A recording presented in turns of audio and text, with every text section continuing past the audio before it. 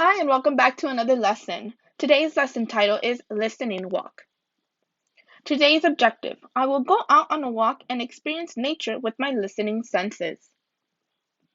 The materials we need for today's activity is your Cook Grow journal or your iPad, a pencil, and optional is colored pencils, crayons, paint, glue, or tape. Today's vocabulary words: listen and prediction. Listen. Give one's attention to a sound. Prediction. A thing predicted, such as a forecast. Today we are going to go on a listening walk. It is really important that, first, you ask permission from the person at home taking care of you before going on a listening walk. Or, take a grown-up with you on your listening walk. Our journal entries should look something like this. We should have our title, Listening Walk, date, time, location, and weather. If you don't have a Cook Grow journal, you can go ahead and use your iPad notes. We title it Listening Walk. We have date, time, location, and weather. If you do have your Cook Grow journal, this is what it should look like on paper. Our title, and then we have date, time, location, and weather. Before going on our walk, before you go on your listening walk, you are going to make some predictions about what you expect to hear on your walk. We are going to think of some things that you might think you might hear on your walk. For example, we're going to make some T-charts. T-chart examples on iPad and Cook Grow journal. On our iPad, we can go ahead and draw with our fingers a T-chart. It's a line, it's two lines, and we're going to make it a T. We're going to split it, and it says on one side, my prediction of what I will hear.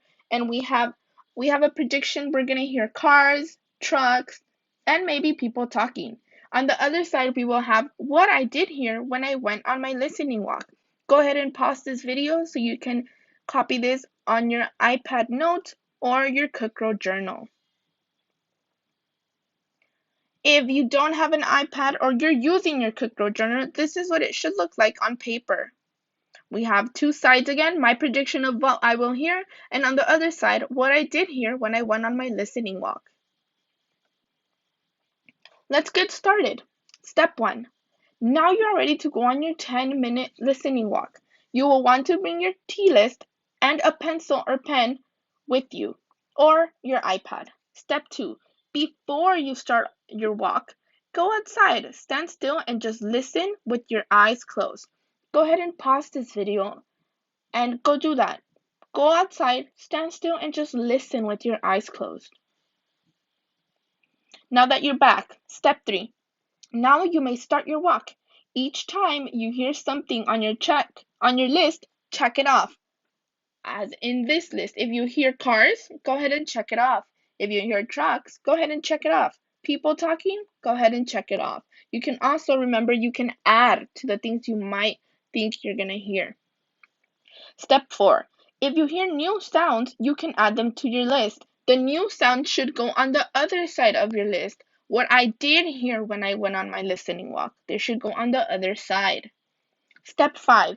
When you are finished, you should have your observations inside your Cook Grow journal or on your iPad. Go ahead and pause this video and go take your 10-minute walk. Welcome back from your walk. I hope you are feeling relaxed. So after your walk, draw a sketch to go with it if you like. Be as creative as you want. Here is an example of what it should look like on your journal.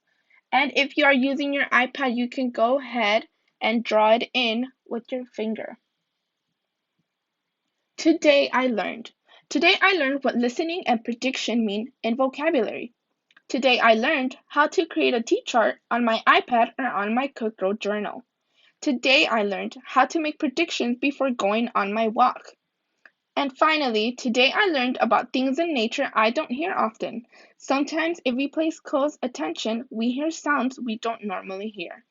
Thank you for joining me for today's lesson, and keep a lookout for the next one.